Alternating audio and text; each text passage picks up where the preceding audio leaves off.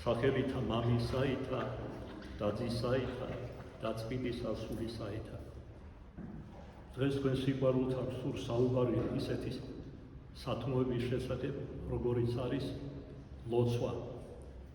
გადაჭარბების გარეშე შემიძლია თქვა წმინდა წერილზე დაყრდნობით მისი პირველივე გვერდების განხილვით, რომ ადამიანი შეიქმნა სწორედ ამისთვის, ქების მეტყველებისთვის, რომ საუკუნო თუ გულისამდე აქებდეს და ადიდებდეს ღმერთს და ამ გზით იღებდეს შეუცვალებელად ნათელს, მადლსა და სიტყვოებას. აი ფსალმოშიც არის ნათქვამი, ესე იგი ქების მეტყველებაში გაჩვენებს შენს ხონებას, უფალი მიმართავს თავის ქმნილებას ადამიანს, რომელიც არა მარტო ქმნილებაა, როგორც ესეთი, არამედ თავია ყველა ქმნილებისა, ანუ გვირგვინი ყველა ქმნილებისა. და მისთვის შეიქმნა მთელი ეს შვენიერება, ცათაშინა თუ ქვეყანასა ზედა. და ბოლოს შექმნა რა ადამიანი, როგორც ძველი ბერძენი ფილოსოფოსი პროკლეტ დიადოხოსი იტყოდა, ის რაც უკანასკნელია ქმნილებაში, პირველია არში. ანუ ადამიანისთვის იქნებოდა, მანამდე შეიქმნა რაცა და ქვეყანა ყველა მისი სამკაულით. სწორედ ლოცვის გზით ურთიერთობდნენ პირველმშობელი ადამ და ევა თავიანთ შემოქმნილ ღმერთთან, უფალ საბაოთთან. ჩვენთვისაც ლოცვა არის ერთადერთი ყველაზე უფრო სრულყოფილი საშუალება ჩვენ შემოქმნილ ღმერთთან თანაზიარობისა და ურთიერთობისა, რომელიც როგორც თავში გითხარით, იმავ დროს არის წყარო ჩვენი სიტყვებისა, სინათლისა და საუკუნო ნეტარებისა. თავადუფალიც, როდესაც მოვიდა ხორცთა შინა და სწავლდნენ მოწაფეები გვასწავლა მრავალი სიკეთე, ესეც გვასწავლა თუ როგორ უნდა ვილოცვდეთ თავსაშორისთვისა. წინა პირობა უეჭველი ლოცვის არის ნებებისაგან დაშრედა, ნებების დაწყობა ადამიანში. ამის გარეშე ყველა წარმოუდგენელია, რომ ღმერთმა შეიწიროს ჩვენი ლოცვა და აგვისრულოს, ესე იგი, სათხოვარი ლოცვისა. მას როდესაც ცხოვრობდნენ მოწაფეები, რომ მსგავსად ნათლისმცემლისა თუ ფარისევლებისა მათვისაც ესწავლებინა ლოცვა, უფალმა მოიდრიგა მოხნი თვისტი და აღავლინათ ყველასათვის ცნობილი ლოცვა, რომელიც დღეს საუფლო ლოცვად იწოდება, რადგან უფალმა გვასწავლა მამაო ჩვენო. და ამ ლოცვისთი დაზინა, ვიდრე ილოცვიდე, შევეც საუნჯესა შენა და დახშგული შენი. წმინდა მამათა განმარტებით, ეს საუნჯი ადამიანში არის გული, ყველაზე არსებითი, არა უბრალოდ სასიცოცხლო მნიშვნელობით ფიზიკური სიცოცხლის, არამედ სულიერი გაგებითაც ყველაზე უფრო უმთავრესი ორგანო, სულიერი ორგანო ადამიანში. მას შედის შენს გულში, გახშე კარები ნიშნავს ვნებების დაეთხოვე ყოველგვარ ვნებას, დაიცხრე ვნებები და ერთი შენიშვნა მინდა მოგცე, შემოგეცილო. არა არიცი. თქვენ სტუმრად ხართ, უკვე ბერამდენად ხედავთ, მრევლი არ ახართ, გეწოდინებოდ. ის კი არა მარტო არ გამორთეთ ტელეფონი, რაც მოხვედით სულზე ხართ და ნუ მეტყვით, რომ სახსრები გაწუხებთ. არა აქვს მნიშვნელობა, აქ ყველა ზოგ სახსრები საერთოდ გამოცვლილი აქვს და ზოგი არის მძიმესი ავადმყოფი, ხო არ გავამშავებ, მოძღვარი ვარ და საუბრებში ვისმენ. პატარა აქ მისმინე, მათ თავი დაანებო, ღვაწლი უნდა გასცილო. რო გტკივა და დგები, სულ ცოტა ხანი მაინც. ფეხზე ლოცვის დროს, ესე იგი მოღვაწეო, ასე ვთქვათ, და შეგიწირა უფალი. ხლა, ძველი მრევლისთვის და აქ მოსულების არაერთის მომიყვანია შესაძლისი მაგალითები, თორე აქ თქვენ დაჯდომა გინდოდათ, შემოკეთილო მაგას დიდი წარმატებით უფრო რბილ კომფორტულ გარემოში სახლში გააკეთებდით. ყოველი ნაბიჯიც კი გადაჭარბების გარეშე ვაგო დათვლილი არის სახლიდან აქამდე, რომელსაც უფლისა თუ ღვთისმშობელ მარიამის სიყვარულისთვის გადადა. დღეს ღვთისმშობელ მარიამის ერთ მორიგი დაუჯდომელი, სისმაწოვნებელი გარდავიხადეთ. აი ამას დაგიფასებს დედა ღვთისა, თორე ვისაც არც მუხლი აწუხებს, არ ჯანმრთელობა და მიმოდიან მათ შორის ტაძარში, აქ რა არის განსაკუთრებული სიკადული, არც არაფერი. როდესაც ესე იგი ლოცვაზე გვასწავლიან მამები, ანუ როდესაც ილოცენ, ესე იგი რო გიჭირს ლოცვა და თავს ძალას ატან, ან ფიზიკურად გიჭირს, ან სულიერად რაღაც შემოტევა გაქვს, მაგრამ მაინც ცდილობ რომ ილოცო, მოწამის სისხლს ათხებო, აი როგორი ძვირფასი ყოფილა ფისტვალში ლოცვა. თორე ვის რომ ასაკოვანი ხართ, ის რომ რაღაც გაწუხებ, ეს ავსებით გასაგები, აქ თქვენი ცით რომ ნახევარზე მეტი ავადმყოფები არიან. მათ შორის ავთვისებიანი სიმსივნით, გულის სერიოზული დაავადებებით, ზოგ ჩიყვი აქვს, ზოგ შაქარი, ზოგ სახსრების ტკივილი, სერიოზული პრობლემები. მაგრამ აი ამას ვიფასებს უფალი რომ გავიჭირვეთ და ღვთისმშობელ მარიამის სიყვარულისთვის მოვედით და თაყვანივით ზოგი ამისთვისაც კი არ მოვიდა რომ სთხოვოს ქურნება ან შვება მოვიდა იმიტომ რომ უყვარს ღვთისმშობელი მარიამ და უნდა რომ აქოს და ადიდოს ამ გზითაც და სანამ პირში სული გვიდგას უნდა ვაქებდეთ და ვადიდებდეთ მე ახლა თქვენ როდი დამიშიხა დრო და დრო ჩამოჭიდით იმიტომ დგას აქ სკამები რომ დრო და დრო ჩამოჭდეს უძლური და არა ასე მოვიდეს და ესე იგი მთელი ეს ლოცვა იჭდეს და გადაგება რა ფასიკმა აქვს მაშინ თქვენ აქვს მოსვლას საერთოდ არსებობს ლოცვითი განწყობილება არა წინააღმდეგ ლოცვას არსებობს განწყობა ქადაგების წინ და ამ განწყობას ნერვი თუ უნებლიეთ ესმით თუ არა გვიფუჭებენ ისინი ვინც ასეთი წინდაუხედაობით მოდიან აი მაგალითად დამლაგებელმა ვისაც კურთხევა აქვს და მორჩილება რომ მოაწესრიგოს თქვენგან შემოგზავნილი სახელები როცა მე სახელები ავიღე წასაკითხად თქვენი შემოგზავნილი აცა ბაცა იყო რა ქართკახურად ვთქვა დალაგებული ზოგი აღმა ზოგი წაღმა მან ძალიანაც კარგად იცის რომ მე ამ დროს არ ცალია რომ დავიწყო დალაგება იმიტომ რომ ლოცულობ ამ დროს რომ შევძლო გონება მებნევა და რაღა ფასი აქვს ასეთ ლოცვას ეს ამიტომ ეს პირველ ყოვლისა მას მოეკითხე რომ ვისაც ჰქონდა მორჩილება და არ აღასრულა ეს მორჩილება ვიღაცას დაურეკა ტელეფონმა ვიღაცა გავიდა ტაძრი და ვიღაც გავიდა შემოვიდა რამდენჯერმე ეს ყველაფერი მოქმედებს შეიძლება აქ რომ მოდიხართ აი როგორც ბასილი დიდის საიდუმლო ლოცვაში წერია წირვაზე ყოველი კაცი ხორცელის დუმენინ ყოველი ადამიანის დუმდეს რა უნდა ის ეკლესიაში რომელიც ღვთისახლია შეგახსენე უფლის დიდების საგდარი სადაც დგას უნდა ისმოდეს მხოლოდ ღვთაებრივი საგალობლები ხმა წიგნის მკითხველისა როცა გვიკითხავს და ქადაგება და არაფერი სხვა ვიღაცები რომელიც არასერიოზული მორწმუნეები არიან ასე ვთქვათ რომლებიც მიჩვეული არიან დაუდევრობას უწესრიგობას და ასე შემდეგ ფიქრობენ რომ შეიძლება ცოტა გადაილაპარაკო ოდნავ გაიღიმო ვიღაცა შენიშვნა მისცე არაფერი ეს არ შეიძლება არ როგორც წარმოიდგინო გონების თვალით ღმერთის წინაშე დაგაყენონ ანგელოზებმა აი მე გონების თვალით გადაავნე და გაიაზრე შეძლებდი ლაპარაკს უდისციპლინობას არასერიოზულობას ღვთიური დიდების წინაშე თვალთაცაზე ახილვასაც კი ვერ გაბედავდი როგორც სახარებაშია ნათქვამი აი სწორედ ამ გრძნობით უნდა იყო ტაძარში ეს განწყობა რომ შეგიქმნათ ლოცვითი ვიდრე დაუჯდომელზე მოხვალ თუ წირვალზე თუ წურცისხლის სახურებაზე ეკლესია სახლიდან სარეცელიდანაც იწყებს თქვენს მომზადებას როგორც კი გაიღვიძე პირჯვარი უნდა გამოისახო და ადიდო ღმერთი დიდება ის შენ და ღმერთო დიდება ის შენ და ღმერთო დიდება ის შენ და ღმერთო რისთვის ადიდო რომ ღამე უშლოთველად გაიარა და მიგაწია სისკარს და კიდევ ერთხელ ეს მე რამდენად სულიად დაუმსახურებლად ტოვებს სოცხლებში და გაძლევს მადლს და საშუალებას დროს და ჟამს რომ შეინანო ცოდვები და შეუდგეს ქრისტე მაცხოვარს მერე დილის ლოცვებს სიტყვი როცა მოწესრიგდები ეს ადრეც გვითხოვს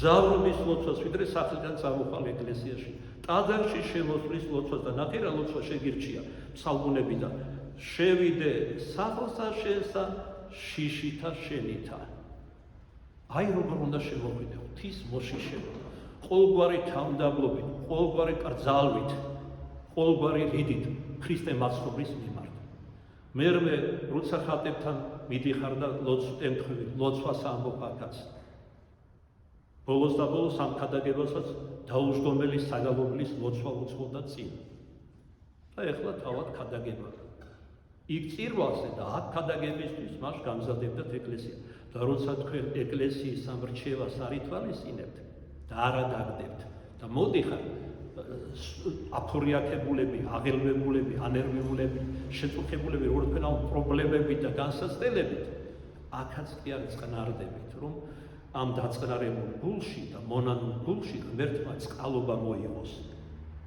ჯერ შენდობა მოგცეს სოდოვის და მერე ამის ყვალობაზე განსაცდელებიდან დაგიხსნას და გამოგევალოს.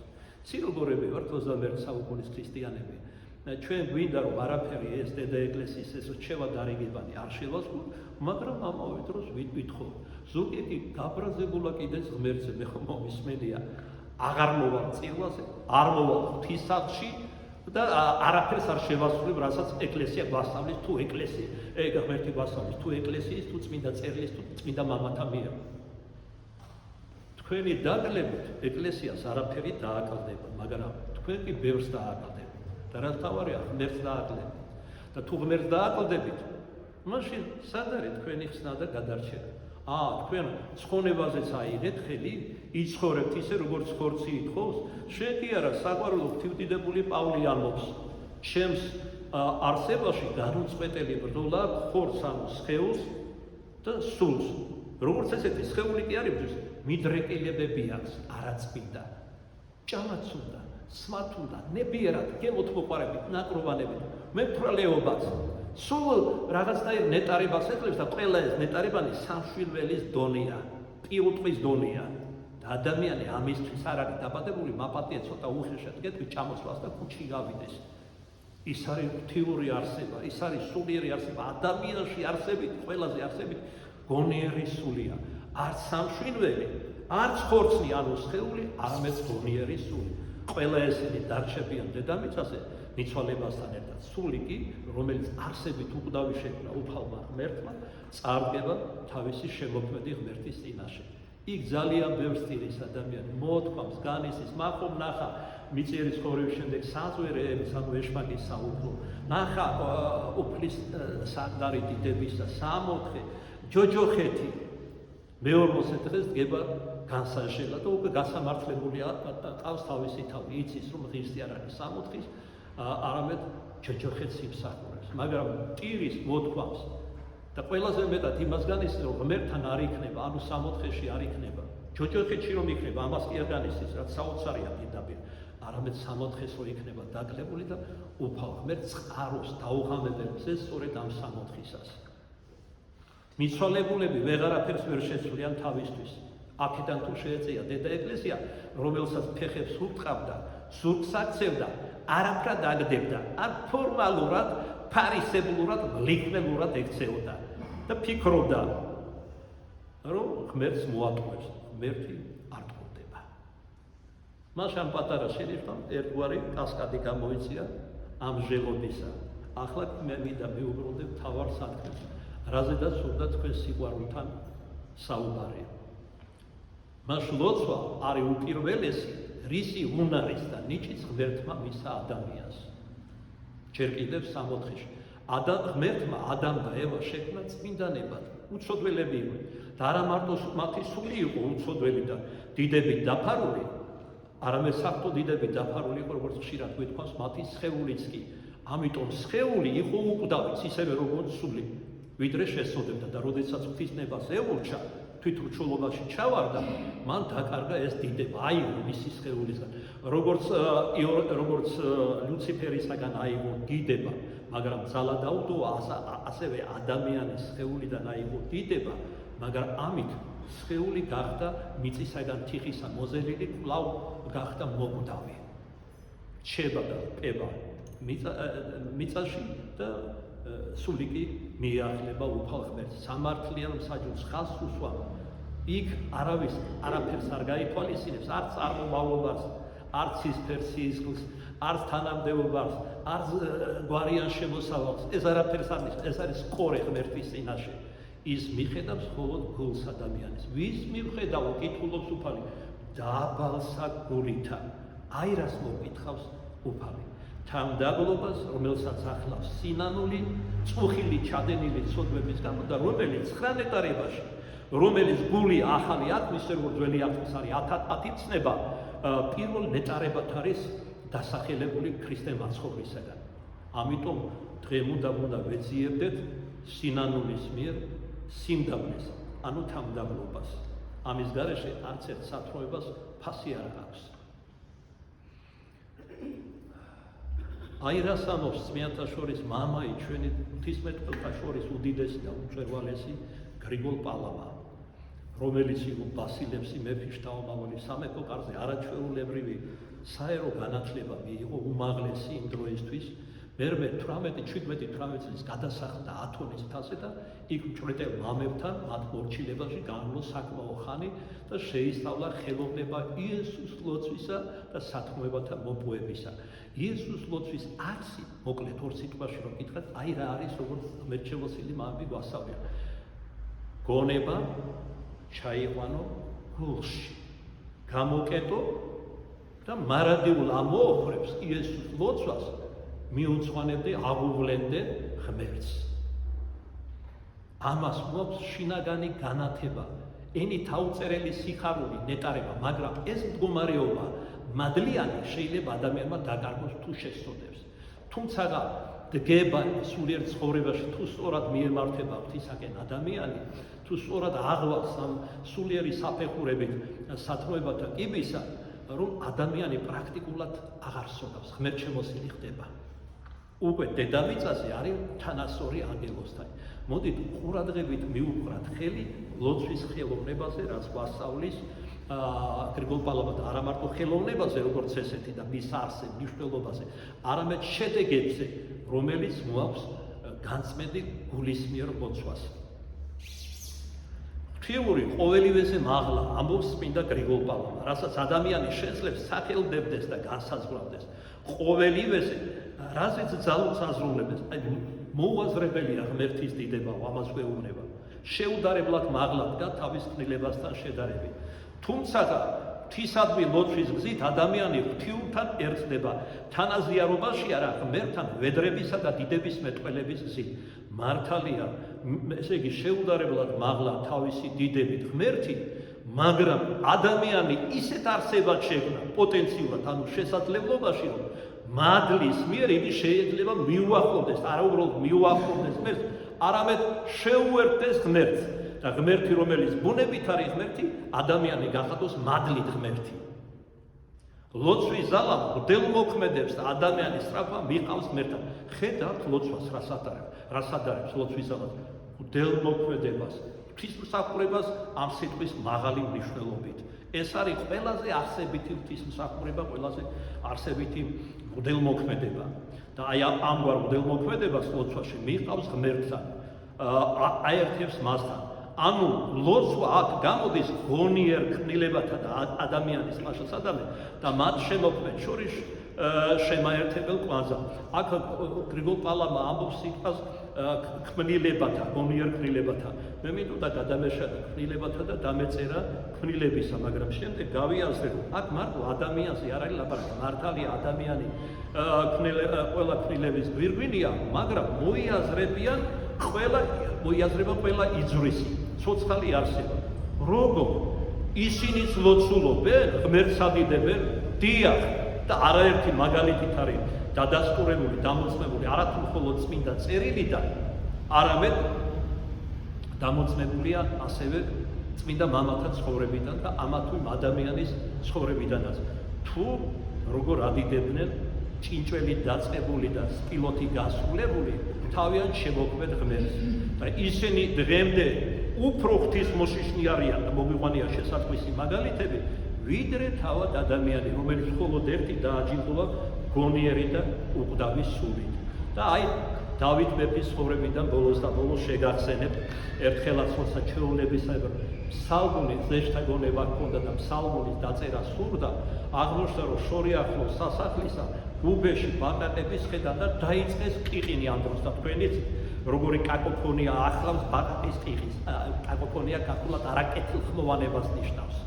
ერთხელ ორჯერ და ვეღარ შეძლო გაეგზელებინა ფსალმუნის წერა, რომელსაც ფსალმუნის საკრალო ფსალმუნზე უკრავდა და ასეთ გზავდა თავის ფსალმუნებს და უხმო თავის მსახურებს და უბრძანა, რომ გუბიდან ბაყაყები გაეყარა.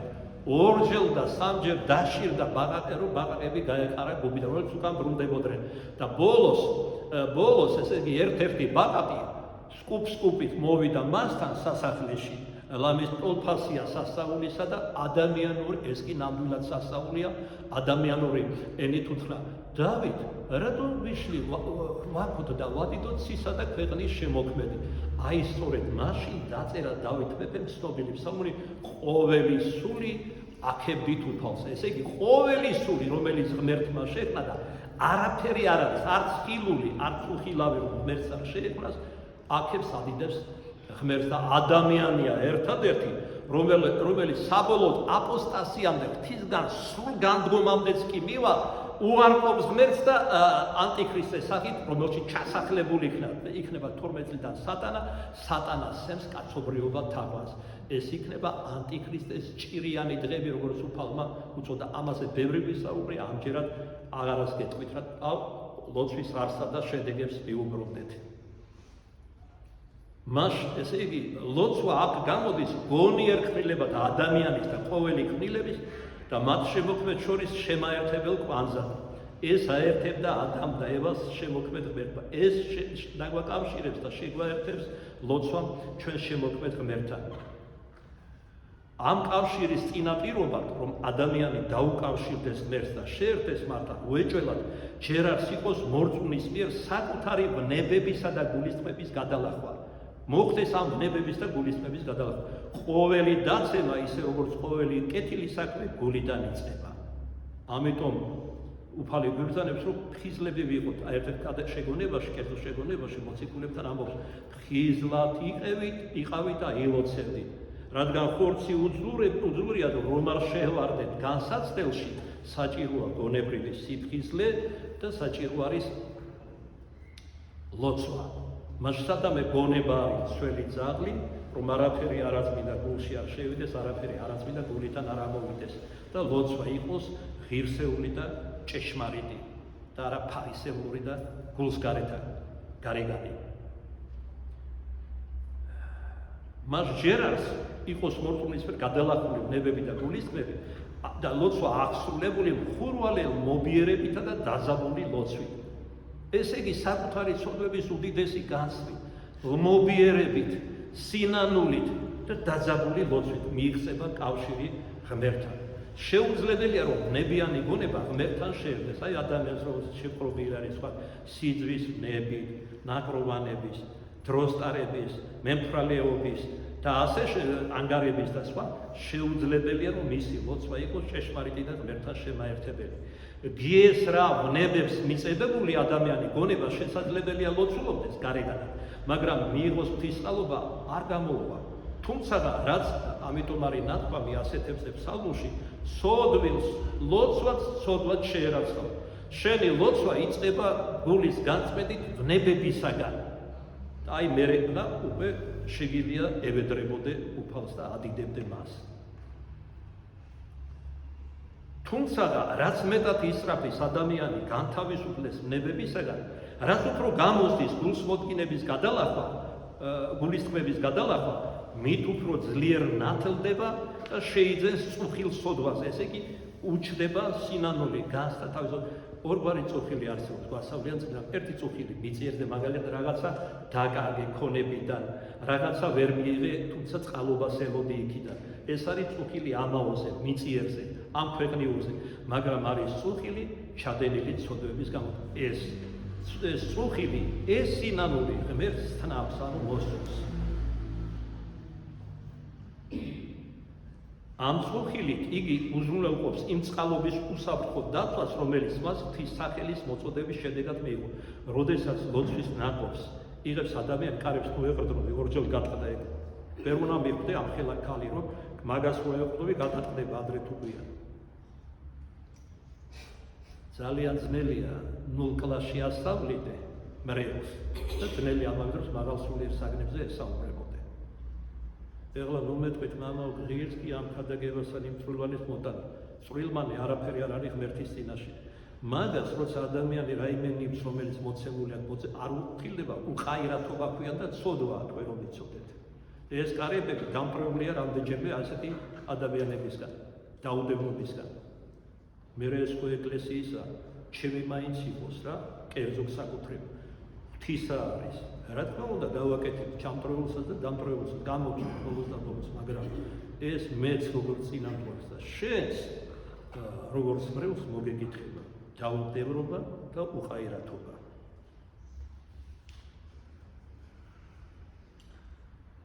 მას ესე იგი ლოცვის ნაკობს რომ მიიღებს, იმას თურმე დაცვა სჭირდება, იმიტომ რომ ეშმაკი ეძებს როგორც წაგართვას. მისი დაცვის აუცილებელი პირობა არის წუხილი ჩადენილი ცოდვების გამო, ანუ განცდა საკუთარი ცოდვების სინანული.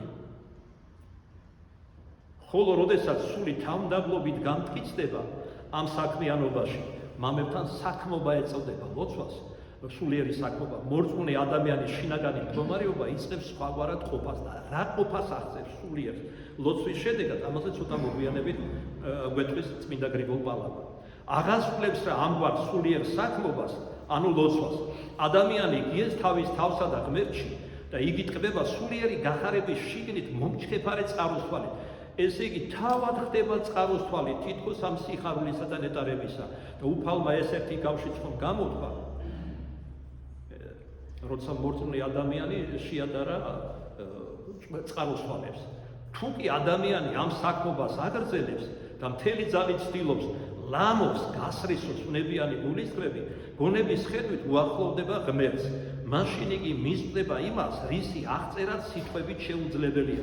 საუკუნო ცხოვრების გემოსხილვა აქვს, როგორია სასუფეველი, რა ნეტარება, რა სიხარული. სასუფეველი ამას ვთქვათ ბასილი დიდი ეს რომელიღაც გეოგრაფიული ადგილი კი არ არის, როგორც აღწერენ მიამიტობით ადამიანები. ეს სიმბოლურ ალეგორიულად ეძლევა წმინდანების გამოცხადებაში, მაგრამ გეოგრაფიული გაგებით კი არ უნდა გავიგოთ. არამედ ეს არის სულიერი მდგომარეობა.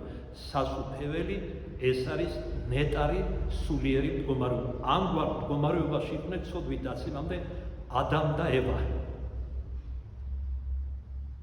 ღმერთთან სიახლოვე იყო წყარო მათი ნეტარების. როდესაც ისინი ლოცულობდნენ და თითქმის განუწყვეტლივ ლოცულობდნენ. ან ლოცულობდნენ, ან ღვთიურ აზრებს ჭრედნენ. იქ როცა ლაპარაკია რომ ხელმცენარეები აღმოცენა ცხოვრების, ცნობადის და სხვა მცენარეები, 64 ქართულში უფრო კარგად ეტიმოლოგიურად აქედან მოდის, ხიდან მოდის. 64 ამ ხეებში 64-ისა მოიაზრება როგორც გრიგოლ ღვთისმეტყველი გვასწავლის ღვთაებრივი აზრები. ესე იგი, ადამ და ევა ცოდვით და დაცემამდე ან ლოცულობდა, ან ჭრედა ღვთაებრივ აზრებს. მაგრამ ამ უმაღლესი ღვთაებრივი აზრების განჭრეტამდე ისინი თანდათანობით უნდა მისულიყვნენ, ასე ვთქვათ, გრადაციულად, მაგრამ გველმა აცდუნა, გაიგორა მათი სიკვდილის მიზეზი და ასავა რომ ცნობადის ხიდან ეგემათ, იმ აკრძალული ხილი ეგემათ, რითაც და თან გააბრიყვა უთხრა რომ ღმერთები გახდებოდნენ და შურის გამო არ გაუმშავნა ეს უფალმა. გააბრიყვა ევა ადამი და ორივე დაკარგეს ეს ნეტარი სულიერი მდგომარეობა, ანუ 64 მარტივად რომ ვსვათ.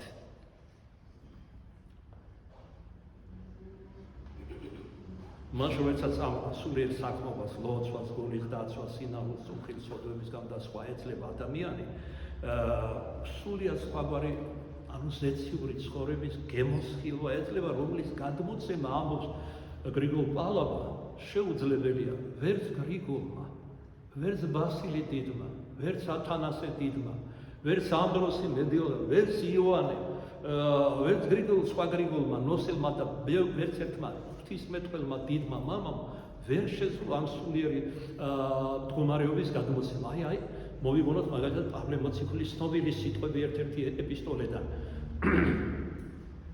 როდესაც ის ამბობს, რომ 64 ეს ის არის, განუსაზღვრელ მესამე პირში ამბობს, რაც არავის არ უხილავს, ყურთასმენას არ მისხვენია და გული ვერ მოიაზრებს. პავლე მოციქული, რომელიც არის უმჭევრმეტყველესი შორის მოციქულთა და წმინდათა, გნება მჭევრმეტყველთა შორის, განათლებულესი როგორც საერო, ისე საეკლესიო გაგებით წმინდა წერილში, რომელიც ცნობილი იმდროინდელი მოწმის გამალიელის მუხლებთან იზრდებოდა 12 წლიდან და პავლე, რომელიც სიცოცხლეში აიტაცა 64-ში, ოღონდ ისეთ თავდავიწყება ჩავარდა, ვერ გულისმახო, სხეულში იყო თუ სხეულთან ერთად 64-ში. და როცა ცდილობს გონს მოგებული და დედამიწაზე დაბრუნებული ის განცდა, რომელიც მიიღო, აღწეროს, ცდილობს, წვალობს, მაგრამ ვერ გამოსვავს და ბოლოს ამბობს, ეს ის არის, რაც თვალს არ უხილავს, ყურთასმენას არ მისმენია, გული ვერ გაიაზრებს. ყოვლად გამოუთქმელი და მიუწვდომელი. ანუ რისთვის გაგვამზადა უფალმა, რისთვის შექმნა და გვამზადებს და ჩვენ ვითარცა კაცნი სხემდა წარმავა, ვითარცა პირუტყვი მოვსდებით. ისე შევიყვარეთ წუთის სოფელი და მისი მოჩვენებითი და წარმავალი ხანმოკლე სიამოვნებები, სიტყვასაც გულისხმობ, გემოთხოვარება ნაკროვანებას, ფულს და ასე შემდეგ, რომ ყოველად წარმოუდგენელია ასეთი სულიერი მდგომარეობა თუ არსებობს, ან თუ შეიძლება მისი მიღწევა. ანუ რა მდგომარეობას ახდენს ადამიანიც უფალზე როგორი შეგრძნებები ეუფლება სულიერი, როგორც 33 ფსალმუშია დავითა ნათქვამი, განიცადე და იხილეთ რამე თუ ტკბილას უფალი. ოღონდ აი დარჩე მუდმივად ამ მდგომარეობაში, ანუ ამ ნეტარ მდგომარეობაში, ზიაწეულ მდგომარეობაში, ფრიად და ფრიად არაა ადვილი, თუმცა შეუძლებელი ყოფილა, არაა ადვილი, ამისთვის საჭიროა მოუკლებელი ლოცვა, ამადაც გვასწავლის იგება, რომ მოუკლებელად ილოცვიდეთ. შრომა ნებისმიერი სათნოების შესანარჩუნებლად ცოტა შედარებით შრომასთან მადლის შენარჩუნებს. ესე იგი, ესა თუ ის სათნოება შედარებით უფრო ადვილია შეინარჩუნო, ვიდრე მადლი ღვთისა, რომელიც მიიღი ამ გონიერი საქმობის, ანუ გონიერი ლოცვის შემდგომ იესოს ლოცვა ზოგიერთი წმინდა მამა გონისმიერ ან გონიერ ლოცვასაც უწოდებს, მაგრამ უფრო სწორად ეს ლოცვა არის გულგონიერი, რატომ? იმიტომ რომ გონება ჩაკავს გულში და ხდება ღვთაებრივი შეერთმანეთი, ისე რომ გონება რჩება გონებად, გული რჩება გულად, მაგრამ გული გონიერი ხდება. და ასეთი გულიდან აღევლინება მარადიული ამოოხრები, როგორც მოციქული პავლე ამბობს, სიტყვასაც რომ ვეღარ პოულობს ამ ზიაწეულ სულიერ მდგომარეობაში ადამიანი ამბა მამაო, ამბა ნიშნავს ასურულად მამაო, ევედრება სული, მადლობს, ადიდებს, თავდავიწყებაშია, ნეტარებაშია, პეტრესავით არის ის რაც ამბობს, რომელიც თაბორის მთაზე დაემხურა ღვთიური დიდების წინაშე, თუმცა მხოლოდ ნაპერწკალი შეეყო ამ დიდებისა, ესე იგი წარსვა ღმერთო, უფალო, რა კარგია აქ შენთან ყოფნა, ხნათა სამტალავარ, ერთი შენთვის, ერთი მოსესთვის, ერთი ელიასთვის. წინასწარმეტყველებდა კიდეც, როცა არასდროს არ ეხილა ენუქი და არც მოსე. და არც იცოდა რასა უნდა თავდავიწყებდა, მაგრამ ამბობდა იმას, რასაც სული ამბობდა მასში. ნეტარებდა პეტრე. თუმცა ფერიცვალებას გადაგებაში დავძინეთ, რომ მარტო პეტრესთვის და იაკობისთვის და იოანესთვის როდი მოვიდა უფალი, რომ მარადიულად თაბორის სვერზე დარჩენილი იყო ამ დიდებაში პეტრე და ძმები ზებედესები, ის ყველასთვის მოვიდა, იგი ყველას გვთავაზობს, ყველა ჩვენთაგანი, ვინც იყვარის და მოვა მომავალში, იქნება მხოლოდ ერთი მიზნით და იბადება დედამიწაზე. ნაპერწკალივით ზეცას ესწრაფდეს, როგორც იობის წიგნში არის ნათქვამი, ძალიან პოეტურად და ლაკონურად. მას მადლის შენარჩუნება, მადლთან დარჩენა ბევრად ძნელია ვიდრე სათნოების შენარჩუნება. ამიტომაც მრავალი სასოწარპეთას ეძლევია, ხედავენ რა თუ რა ძნელად მოიპოვება ის სათნოება, რომელიც ლოცვის მიერ მოდის. აი ახლა დამკრა გონებაში იოსებ ისიხასტის ათონელის ცხოვრებიდან რა დიდი ღვაწლი ჰქონდა, ღამეები არ ეწინა, ბერთერ მოღვაწე ბერთა ნაწილი ან მხოლოდ 2 საათი იძინებდა, თვლებდა. ან 4 საათი ყველაზე მეტი. ეს არის ნორმა, ასე ვთქვათ, მოღვაწე ბერებისთვის. ზოგიერთი საერთოდ არ წვებოდა, ზოგიერთი თუ წვებოდა გულის ხარეს, რომელზეც ტკბილია წილი გულის ხარეს, თუ არ გაწუხებს გული, არ ბრუნდებოდა, რომ სიტყვები დაეძინა. ზოგი ჯდებოდა იატაკზე და კედელს եղდრობოდა. ზოგი ფეხზე იდგა და ასე თვლებდა 2 საათი. ეს იყო მათი ძილი, ასე ვთქვათ. მაგრამ ამ ბევრი წვალები, ამ განუწყვეტელი ლოცვით, ასკეტური მარხვით და ბევრი რამის მოკლებით მათ მიაღწიეს სულიერების მწვერვალებს და მოიპოვეს უკვე დედამიწაზე ის ნეტარი სულიერი მდგომარეობა, რომელსაც გვეძრახება წმინდა მამა გრიგოლ პალავა და არა მხოლოდ ის, რა თქმა უნდა. უდიდესი ბრძოლები ჰქონდა გულის თმებში, რომ ვეღარ ძლია იოსებ ისიხასტი, ეშმაკები ფიზიკურად უსწორდებოდნენ, ასე ხდებოდა შიო ღმერთთან და არა წმინდა მამასთან. ეს იყო გაბოროტება ეშმაკისა, რომ ვერ ზლიეს, ვერ დასეს, უხილავად ვერ აცდუნეს და ფიზიკურად უსწორდებოდნენ. აი მაგონდებ ერთ-ერთი მესვეტე ბერი იდგა ხოლმე, ესე იგი მთელი ღამე ებრძოდნენ, ლოცვად იდგა რა და გათენებისას რომ ვერ ძლებდნენ, ქვებს ესროდნენ და დილით დასისხლიანებული იდგა ხოლმე და მამები ვერაფრით ხდებოდნენ, ვინ ესროდა ქვებს და მე გაუმშავლა დაჟინებული თხოვნით შემდეგ ამას აკეთებდნენ ეშმაკის ანგელოსები, წვიადის ანგელოსები. მაგრამ რა გადალახა ეს გვარიც და ვერ ზლიეს, ეშმაკები არათუ აღარ ებრძოდნენ, სადაც ჭრილი ეცემოდა ამ მესვეტისა, სიახლოვესაც კი ვერ მიდიოდნენ. ისეთი მადლი მოიპოვეს ამ წმინდა მამებმა.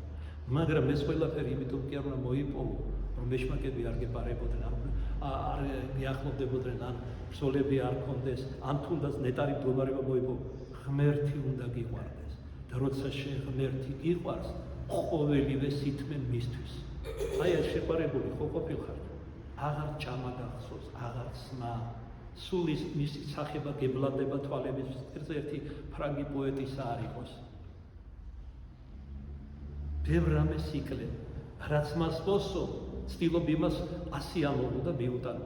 ეხლა წარმოიდგინეთ, ადამიანი, ქრისტიანი, რომელსაც უყვარს უფალი და ყოველივეს იკლებს, მხოლოდ ერთი მიზნით, რადგან ეს უფალს მოეწონება, ეს უფალს გაახარებს, ეს უფალს სათნო ეყოფა.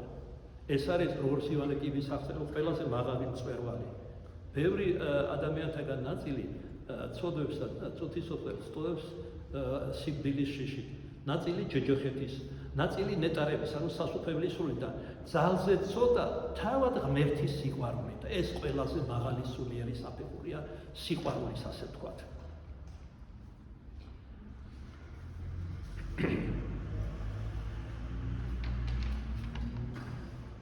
მაგრამ ისინი, ვინც დაითმენენ ყოველივე ამას, ღვთისგან მეტ შეწევნას და დახმარებას იღებენ. ესე იგი, რომ გადალახა ამ ზღვარს, ამ შინაგანი ბრძოლებისას, ღმერთისგან მეტ შეწევნას იღებენ. საერთოდ ღმერთს უყვარს სიმამაცე ადამიანში.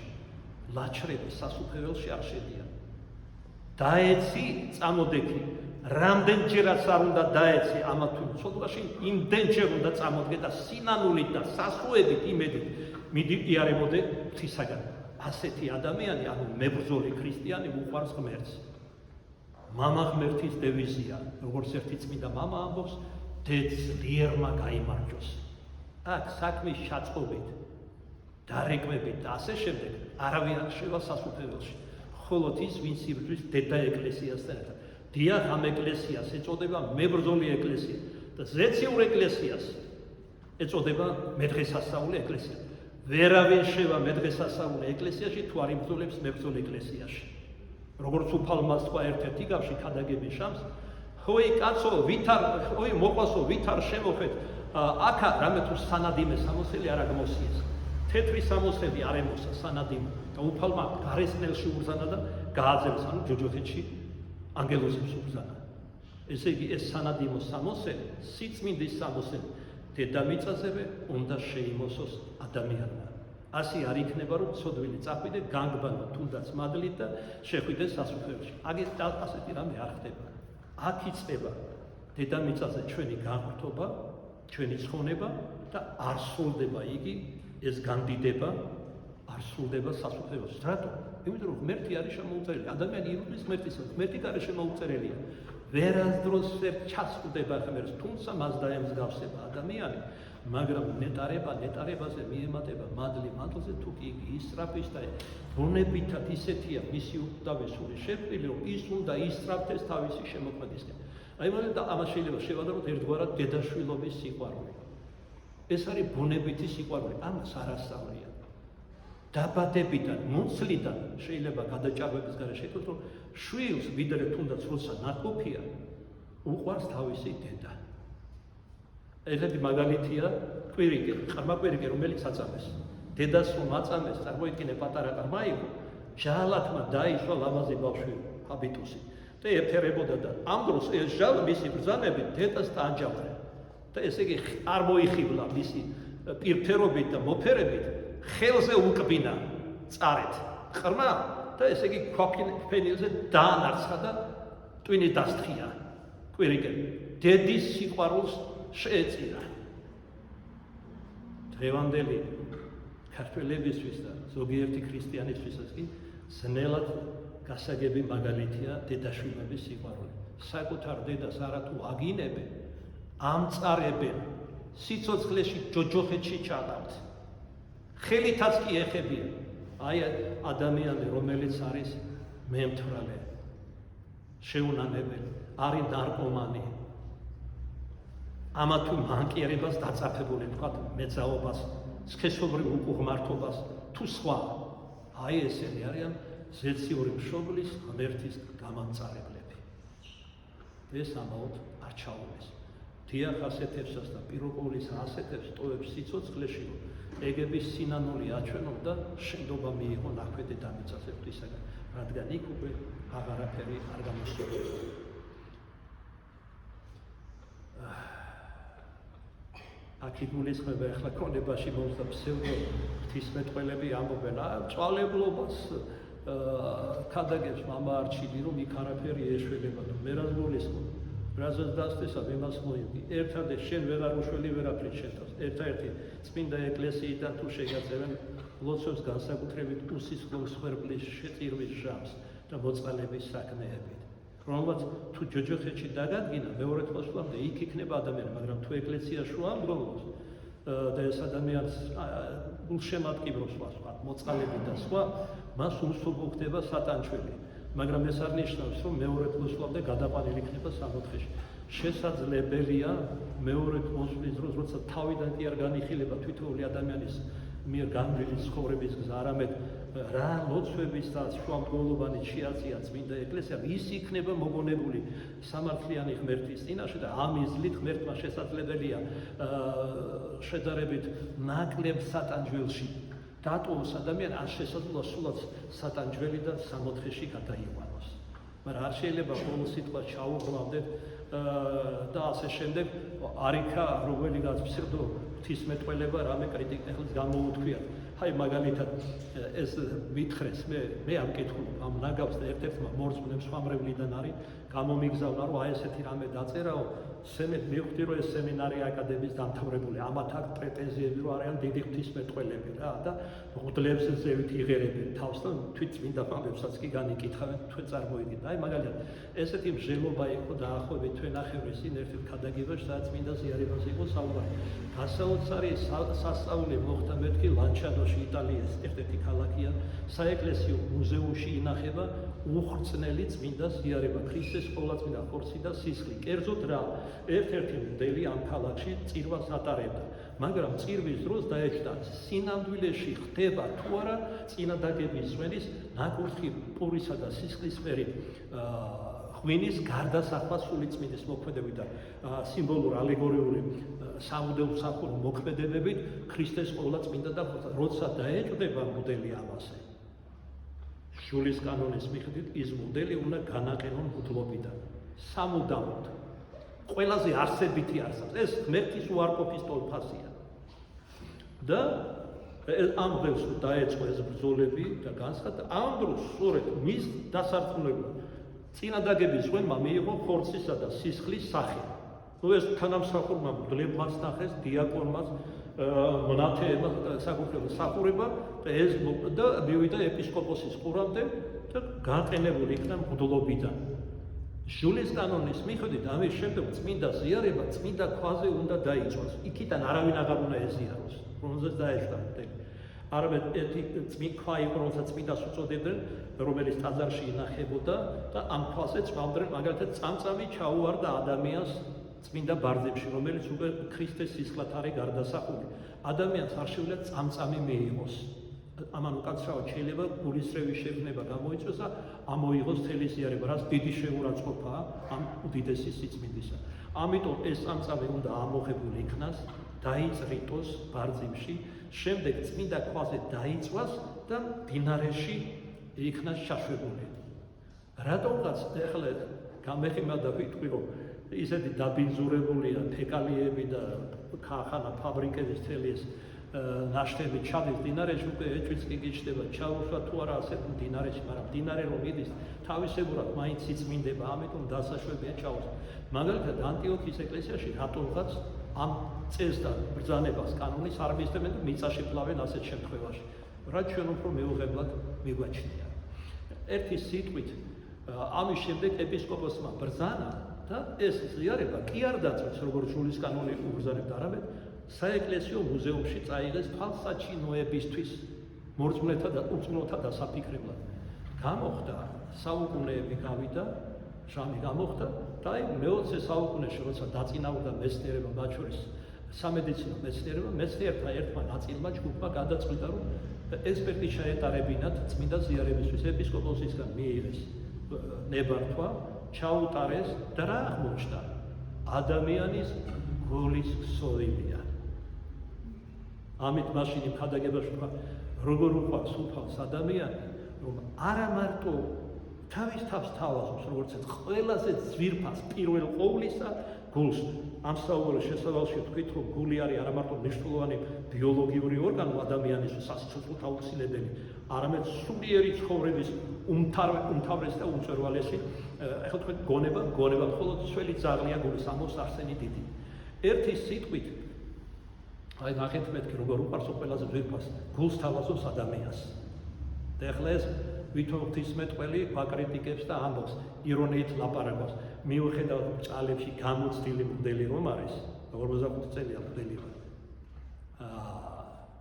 ეს ამბობს, რომ გულის ნაწილი კრეხილობა, ეს წვალებლობა, არ ნახული წვალებლობას ხადაგებს მამა არჩილი. ძალიან უნდა ასეთად წარმომაჩინოს. მე საერთოდ ისიც მეეჭვება, რომ ასეთი რამე მოხდა. აი სწორედ შენაირი დაეჭვებული იყო ის მოდელის და იმიტომ მიიღო ქრისტეს ხორცის და სისხლის სახე. ჩვენ იმავე ხადაგებაში დავძინეთ, რომ ქრისტეს ესე ხორცს და სისხლს იღებს სულ ერთიანად ქრისტეს იღებს. სწორედ ამაც ვამბობთ იმ ხადაგებაში, მართალია თავისთავად წმინდა ზიარება უდიდესი სიწმინდეა და უმწვერვალესი, მაგრამ ამასთან ერთად ადამიანში თავად ქრისტე არათუ კაცისთვის, წმინდანებისთვის, თვით ანგელოსთათვის მიუწვდომელი სახით შედის ადამიანში.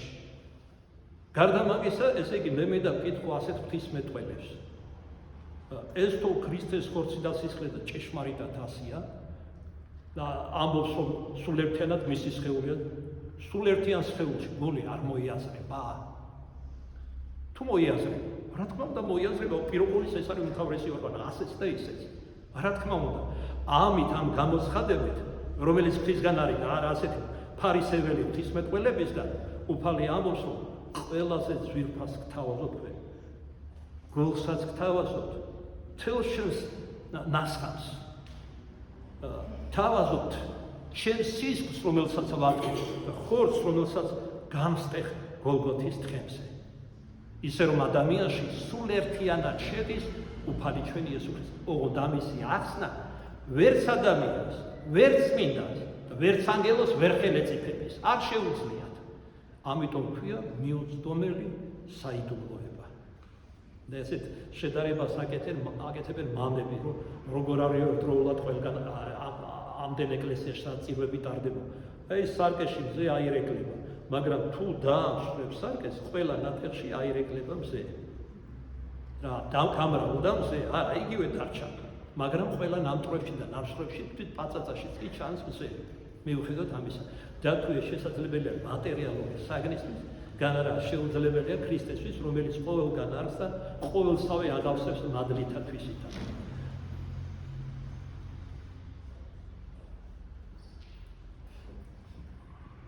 მას ესე იგი ვინც ყველა ტკივილებს და ბრძოლებს დაითმენენ, ღვთისგან მეტ შეწევნასა და დახმარებას იღებენ, რომელიც განამტკიცებენ მათ და წინ ეწევიან, ხოლო მათ მიერ მიღებული სულიერი თქმობა უნარს ანიჭებს ეშრომა არაჩვეულებრივად სუბუქად მიიჩნია.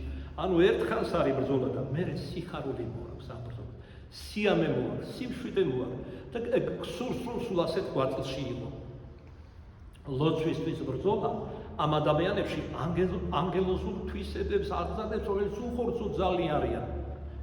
გაიხსენეთ, რომელიც ადამიანურ ბუნებას ზეადამიანურ ძალებს ანიჭებს, ისე რომ ადამიანი უნარიანი ხდება მასთან საუბრისა, რომელიც ზეშთა ბუნებისა გიეს. აბა როგორი იყო საგვარეულო ზოგჯერ მთელი კვირის განმავლობაში ხელაპყრობით არ ვაზვიადნენ, ხელ დაუშვებლად იდგნენ მამები და ამონი და სხვები, ისუნავესე და სხვანი, ბესარიონ საგვიროს მოქმედი, რომლის ხატი გადმოუყურებს და დაღლას ვერ გზნობდნენ.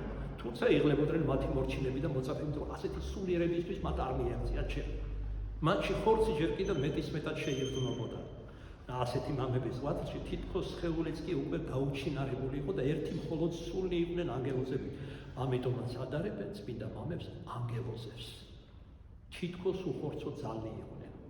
რა ადამიანს შეუძლია 60 დღე უჭმელი იყოს, 40 დღე და კონკრეტულ მაგალითებს მოგიყვან წმინდა ვინ იყვნენ ასეთები. მაგრამ შეუძლებელი გასტაგან ყოველივე შესაძლებელია ღვთისაგან. ოღონდ შენ უნდა გქონდეს სწრაფვა ღმერთისკენ, უნდა გსურდეს, უნდა იგწოდე, უნდა ტიროდე სრემს, სისხლს, ათხევდე, ძილს იკლებდე, საჭმელს, სასმელს, ასკეტიზმი ქვია ამას და ამ გზით მიიღწევა ყოველივე ეს, მაგრამ შემდეგ ისეთ ზებუნებრივ ძალებს განიჭერს უფალი. შური მაგალითი ვარ, მამა გაბრიელი. მე სემინარიის სტუდენტი ვიყავი, ახალი გადასული ვიყავი უნივერსიტეტიდან სასწავლებლად სემინარიაში და როცა გავიცანი ეს აღმიწერია წიგნში, როგორ გავიცანი მამა გაბრიელი, ბევრს მესაუბრებოდა სხვადასხვა სულიერ საქმეზე, რომ შეიტყო, რომ ბერად აღკვეცამ სურდა და ასე შემდეგ და როგორ მოვხდი მე სემინარიაში და სხვადასხვა და მაგრამ ხდებოდა ზოგჯერ ისე, რომ იკეტებოდა თავის სენაკს. სენაკ ექვია, თორე საკათმე იყო ერთად გამოყვეტეთ სკრინტისგან მაპატიეთ. ერთი ტახტი იყო სამადლოდ გაიმეტეს დედება, მიცვალებულებს ასვენებდნენ, დღეს მეტი ვერ გაიმეტეს. მულახტილა თავ. ერთი ხალიჩა მაყო არჩილა. მეუბრეოდ ტახტის ვერტზე ესე წინ დაგიდა ეს ხალიჩა, რაში ჭირდებოდა ეს ხალიჩა. თოლის ასაკვებად იყო. მოკლედ, ზოგჯერ ერთი დღე, ორი დღე არა და ჩემთვის იმ წუთებში, იმ ხანებში, განსაკუთრებით ახალი გადასული იყო ამ სულიერ სფეროში, სემინარიაში იყო წყაროს თვალი, საიდანაც მეწაფებოდი ხოლმე წმინდა მამათა სწავლებას. მადლობდა თავდავიწყებაში, მაგდებდა და ასე შემდეგ. მე ერთ-ერთი ჩემი მორწმუნე მოხუცი მარიამი აც გარდაცვლილი ჩასულა მაგასთან და უკითხია, ვინ არის შენი მოძღვარი? მამა არჩილინა. პეტრე პავლეშა ხო? არჩილა, იკითხა მამა გაბრიელი, ქართველი კილო ქონდა ესეთი და ჩემი გამოზრდილიაო, როგორი ბიჭიაო. მოხუცებულს კითხა. თუმცა სხვა დროს უთქვამს ასეთი რამე. ეგ შახტი კოტეო. თქვენს გაგეცინათ. ეს ამბავი ვინც მომიტანა, ის ბრევლი იფუჭებდა ჩემთან ურთიერთობას. სულ ამრეზილი იყო და განკითხვებში და საბოლოოდ დავითხოვე ჩემთან და გადავიდა. და მაგან იმ აზრით მომიტანა, ეს რომ აიხედავ მამა გაბრიელმა დაგცინო. შენ იცი მეთქი შახტი კოტე ვინ არის მეთქი. შახტი კოტეა, სიტყვა გეუბნებაო, არა მეთქი. ნოველას ჩემ დროს ეთყობა, აღარ ასწავლე, ჩემ დროს ასწავლიდა. ნოველა იყო, ერთი კაცი ერთ ქუჩაზე რო ჩაივლიდა ხოლმე ყოჭლობდა, ბავშვები ქვებს ესროდნენ და დასინოდნენ. შახტი კოტე, იმიტომ რომ თითქოს ხტებოდა, როცა მიდიოდა. მე ერთმა კაცმა გააჩუმა ეს ბავშვები ერთხელაც და უთქვი, თქვენ იცით თუ ეს კაცი რატოა დაკოჭლება? არ ვიცით. ხანძარი იყო ერთ სახლში, ვერავის გამოჰყავდა იქიდან ბავშვები რომ გადაერჩინათ. ეს შევიდა ხანძარში და იმის შემდეგ ფეხი დაეწვა და დაკოჭდაო. ისე რომ მამა გაბრიელმა კი არ განმიკითხა მე, პირიქით შემაქო. შენაირი სულები რომ გადავარჩინო ცეცხლიდან ნებების რომ გამოვიყვანო მე. აი რატო დამიძახა შა თუ მაინტერესებს მეთქი და თუ არა და ჩათვალე მეთქი რომ დამცინა მეთქი და ამოჩათ ამიგდო. მერე თავი დახარა. და ასე შემდეგ. იცით რა არის, თქვენ რა სიტყვით ეს სულ ერთ ჩემთვის, მაგრამ ძალიან მნიშვნელოვანია როგორი შეფასება ექნება წმინდანს და მეტადრე უფალ ღმერთს, საიდანაც დაწაფებულ არიან მადლს წმინდა მამები.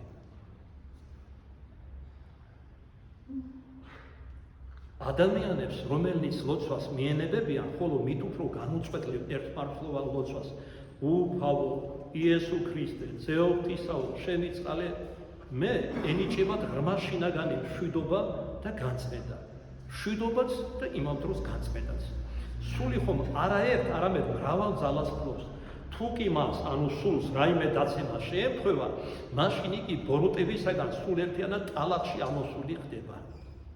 თუმცა თუ კი ესე იგი სულის ერთი ნაწილი კი არ ბინძურდება ცოდვით, არამედ სულერთიანად მთელი სული. თუმცა თუ კი მოიდომებ, სული შესაძლებელია განიწმინდო. დაძალული ლოცვა აი რა განანათლებს ყველა ადამიანს და ანიჭებს მას მეცნიერების სინათლეს.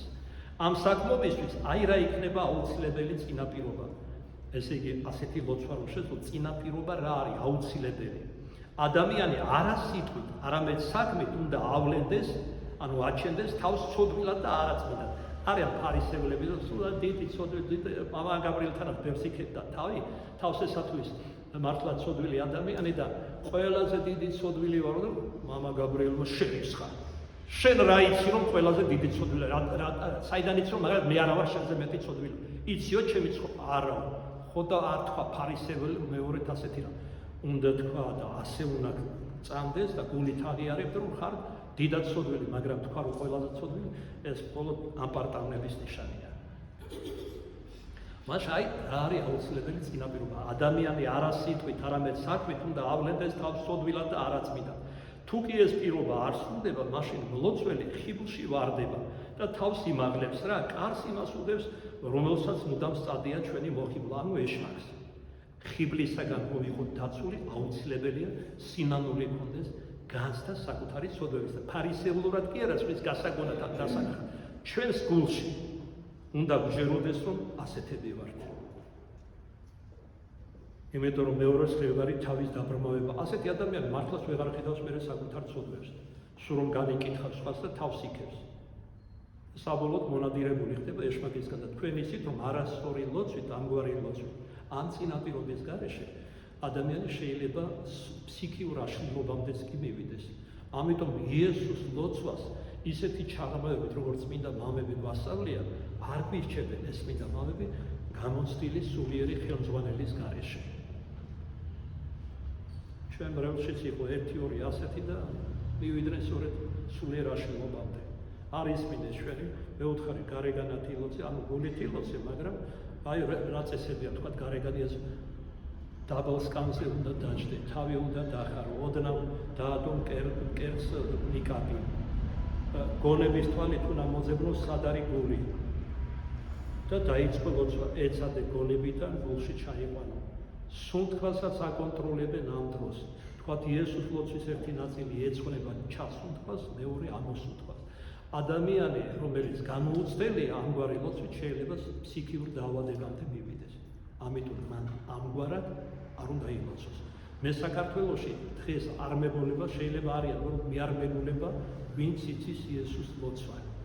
ისე როგორც ვასწავლიან წინა ერთი ასეთი, ვისაც ვიცნობდი, იყო იესოს ლოცვა. აი მაგალითად, უკვე კოშკშია გადასული და ესე იგი დედა პარასკევამას ნახა, მეც ვნახე, ერთმანეთს უთხრეთ, კაცო, არც ეგრეთ წოდებული პლიტა, გაზი იქ არ იყო არაფერი, საზარელი ყინვები იცის ხეობაა, მცხეთაში და რითით მევა მეთქი მამა გაბრიელი, მეც ეს მიკვირსო და მამა გაბრიელს მორიდებით დავეკითხე და მითხრა, რომ იესოს ლოცვას იესოს ლოცვაში ვერ გზნობ, ვერ სიცივეს ჩემო არჩილა და ვერ სითმოს.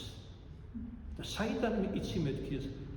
ჯერ ერთი გამოცდილებიდან, მეორე ხრი სული წმინდა არის ჩემი მეგობარიო. აი თუ გინდა მკითხე, რაც გინდა და გიპასუხებ. თუ გინდა გეტყვი რას ფიქრობ ახლა. ეხლა ხას მე ვკითხულობ ერთ-ერთი ბორწმუნის ქეთევანის ხვალ უნდა მოვიდეს საუბარზე თხოვე მოსვლა წიგნს მამა გაბრიელს. ვინ არის მამა გაბრიელი? ამ წიგნს ქვია გაბრიელის სიტყვები. ერთი მხოლოდ ღმერთმა იცის. გაუგებარი წმინდანი იყო. მზე სუსწორებდა თვალს. შეეძლო საათობით მდგარიყო. არაფერი ნება არ ადგება. ერთხელ მეცხოვე რომ აბა გააკეთე მეთქი, მითხრეს და მართალია მეთქი. და როგორი თავდაბალი იყო, გამიკადრა თავით დადგა. აბა არჩილა მეყურებო. თვალსაც არ დავახამხამებ. და არ დავახამხამები. ვერ შებეშინდა თვალები არ დაეწოს მეთქი და არ გინდა მამა გაბრიელ მეთქი მოვეკვე და ანებე მეთქი თავი. ესე იგი იმ წუთში ეგ რო ვკითხე, აბა თუ გინდა გეტყვი რას ფიქრობოდა, ეხლა ვიფიქრე, აი რა უთხრე მოვიფიქრე. ხო და შენ ამას ვარ ფიქრობ. შენ რა იცი? ხო გითხარი ამ წუთში. სული წმინდა ჩემი მეგობარია, რასაც ვკითხავ, ყველაფერს მეუბნებაო. როგორი კადნიერება ჰქონდა. დროში და სივრცეში მოგზაურობდა. ფლობდა. სიაღმატებული იყო. და კიდევ ბევრი რამ რისი ახსნაც ადამიანურად შეუძლებელი არის. მეორე მხრივ როგორი ცხოვრება გადაიტანა და რამწარე ცხოვრება უწოდა ბავშვობიდან აქამდე, რამდენი ტკივილი, სიმწარე ნახა, დაცინვა, შიმშილი, ღამეებს, საფლავებზე ათლაღავდა, წყალის კი მოსწურებია ბევრგან, მონასტრებში არ აჩერებდნენ და ბოლოს ესე იგი გიჟის ცნობაც მისცეს. რამდენი რამ დაითმინა და აი ამ ტკივილების და ეგრეთი მოღვაწეობის გამო მოიპოვა უდიდესი კადნიერება ღმერთის წინაშე. მას ამ საქმობისთვის აი რა იქნება აუცილებელი, ანუ ლოცვისთვის წინაპირობა. ადამიანი არა სიკვდით, არამედ საქმით უნდა ავლენდეს თავს ცოდვილად და არაწმუნდად. თუ კი ეს პირობა არ სრულდება, მაშინ მლოცველი ხიბლში ვარდება, თვითდაჯერებული ხდება. საკუთარ თავზე დიდი წარმოდგენა ექნება და თავს იმაღლებს რა, კარს იმას უდებს, რომელსაც მუდამ სწადია ჩვენი მოხიბლვა. ის არც ჭამს ეშმაკი, არც სვამს, არც იძინებს, არც დაღლა იცის. დღესა და ღამეს არ არჩევს ჩვენთან ბრძოლაში. ჩვენ კი ყველა ეს სისუსტეები ვახასიათებს.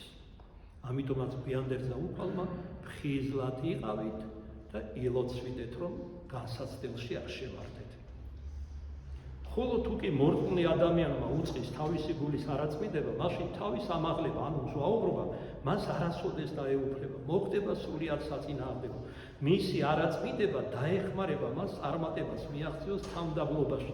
აქ სწორედ თავმდაბლობით იწყება ჩვენი სულიერი განკურნება. აი მაგალითად ადამიანი, რომელიც არის მეტისმეტად ამაყი, პატივმოყვარე, დიდების მოყვარე, ეს ორი უკანასკნელი პირველიდან მოდის რვა უმთავრესობნებაში შედის. როდესაც უკვე ადამიანი სულიერად ბრმავდება აპარტავნებით, დიდების მოყვარებით, პატივმოყვარებით, რაც ხიბლიანი მდგომარეობა ღმერთი უშევს ჩავარდეს ცოდვაში.